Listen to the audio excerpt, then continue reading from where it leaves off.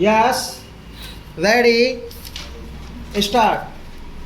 As our chairman reminded you, our neighbors now are all the countries of the world, so that we cannot relate our foreign policy just to a few countries around us, but have to think of practical every country in the world and take into consideration all the possible areas of conflict, trade, economic interest, etc. It has been recognized now that if there is a conflict on a big scale anywhere in the world, it is apt to spread all over the world. That is, war has become indivisible and therefore peace is indivisible.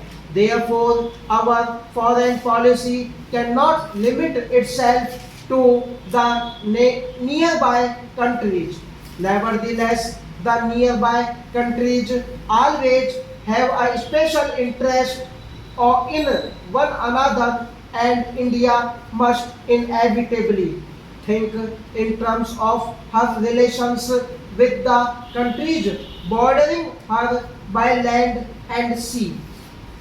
What are these countries? If you start from the left, Pakistan, I would also include Afghanistan, although it does not touch India's borders, Tibet and China, Nepal, Burma, Indonesia and Ceylon. In regard to Pakistan, position has been a very peculiar one owing the way Pakistan was formed and India was upset. That you all know, but something much deeper, and that is a complete emotional upset of all the people in India and Pakistan. Because of this, it is a very difficult thing to deal with, a psychological thing which cannot be dealt with superficially.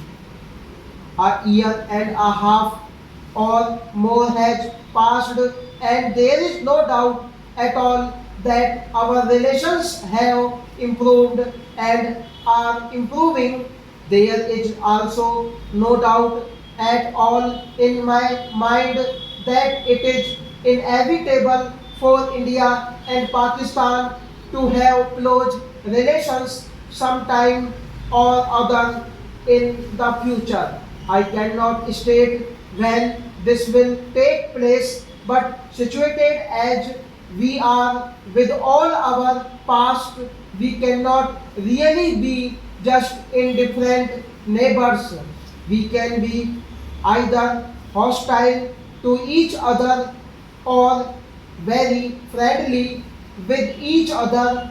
Ultimately, we can only be really very friendly whatever period of hostility may intervene in between, because our interests are so closely interlinked. As far as the other countries are concerned, our relations with them are quite friendly.